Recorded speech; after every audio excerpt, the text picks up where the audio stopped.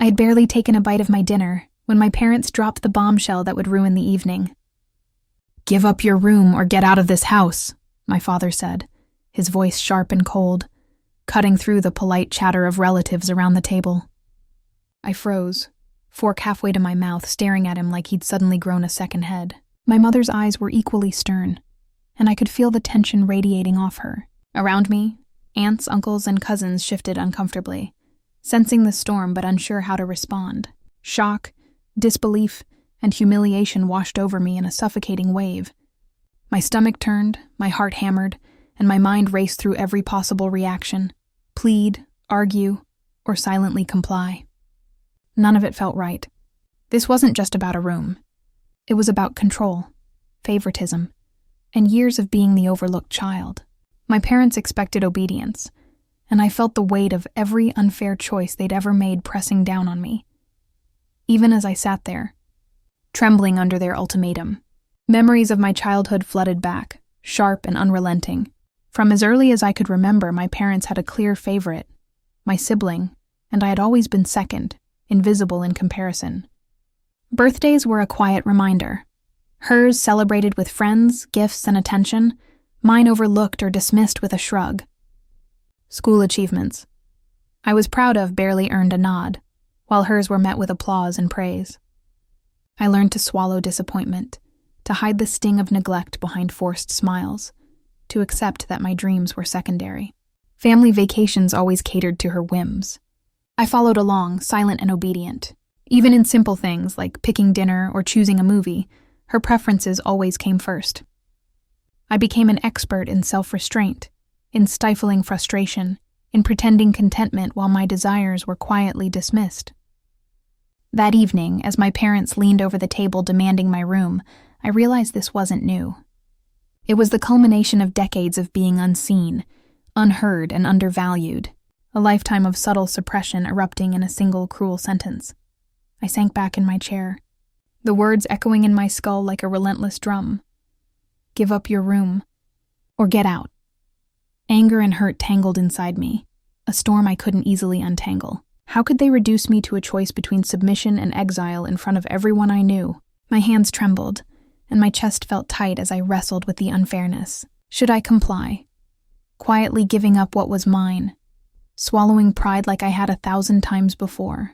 Or should I stand my ground and risk igniting a confrontation I might not win? And what if walking away, leaving the house altogether, was the only way to preserve some shred of dignity? My mind spun through every option, every possible consequence, each one more suffocating than the last. The injustice was suffocating, yet I felt a flicker of something else, an ember of resistance. I wasn't sure how or when, but deep down, I knew I couldn't let this moment define me. As the dinner continued, I pushed my plate aside and let my thoughts drift into quiet scheming.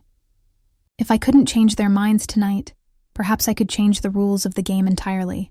I began calculating, mentally tallying the little savings I'd stashed away, the odd jobs I could take, the ways I might quietly build my independence. I considered which relatives might understand, who secretly resented my parents' favoritism, and how subtle alliances could one day tip the balance. Each idea felt like a spark, tiny but persistent, igniting a growing sense of possibility.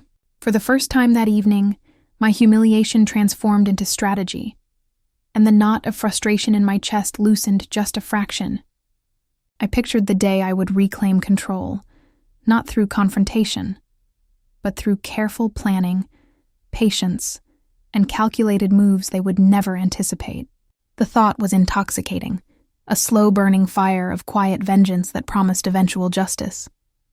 My heart still pounded, but now it beat with purpose.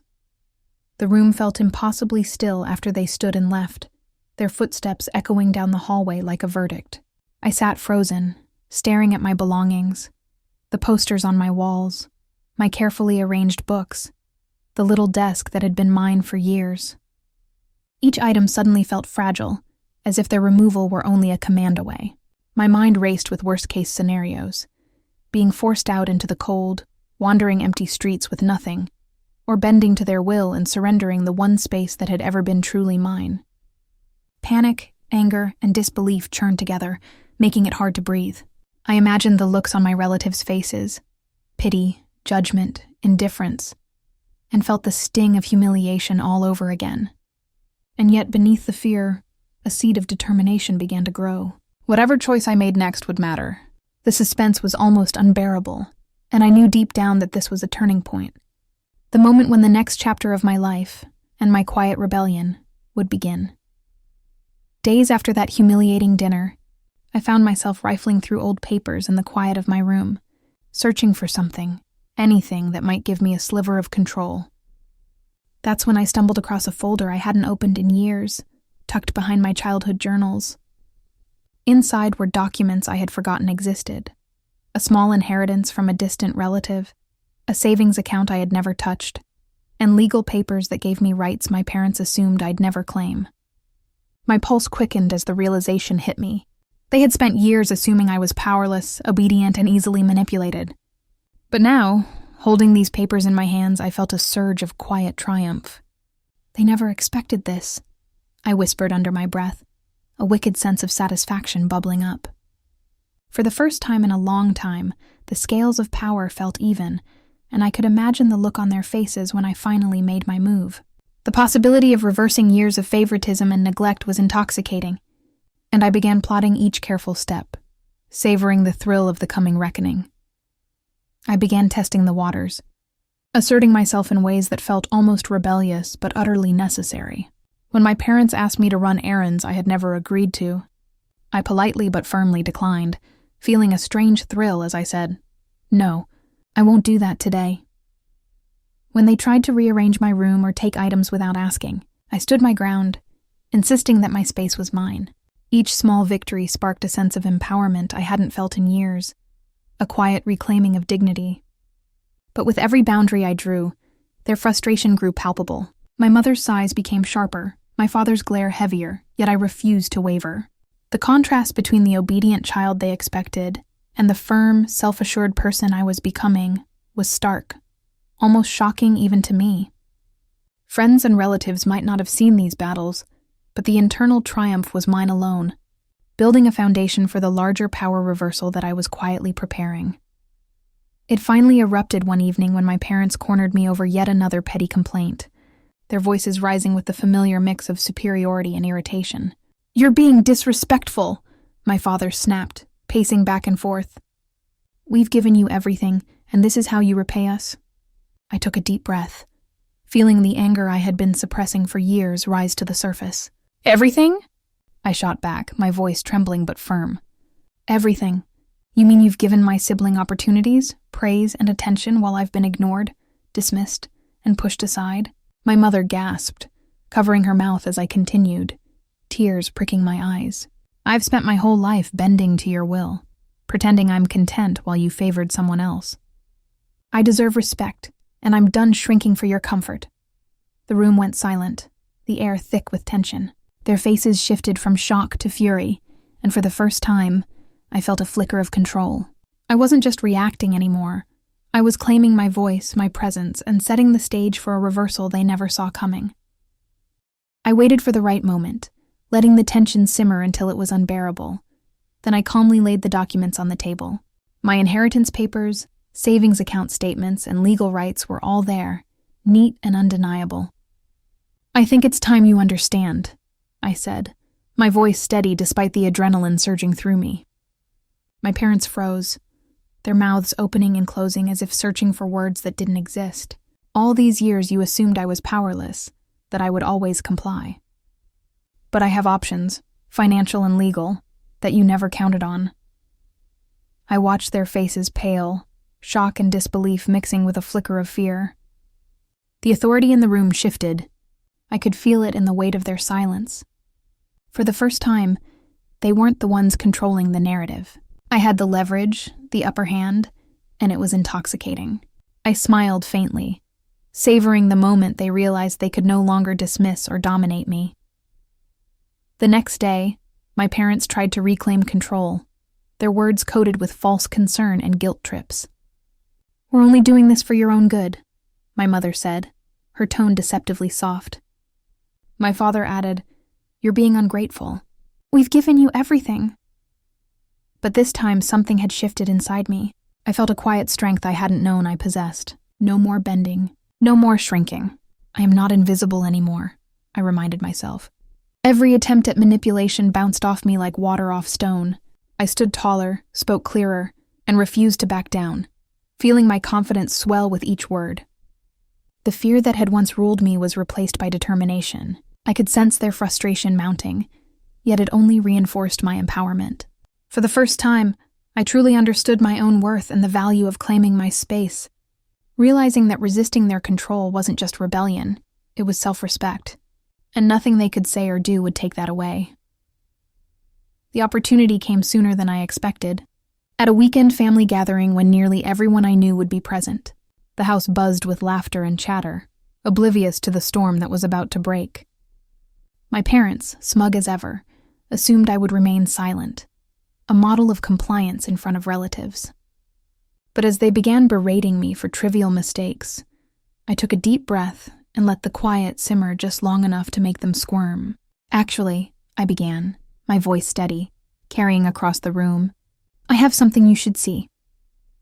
I laid out the documents, the inheritance, the savings, the legal papers, right in front of the assembled family.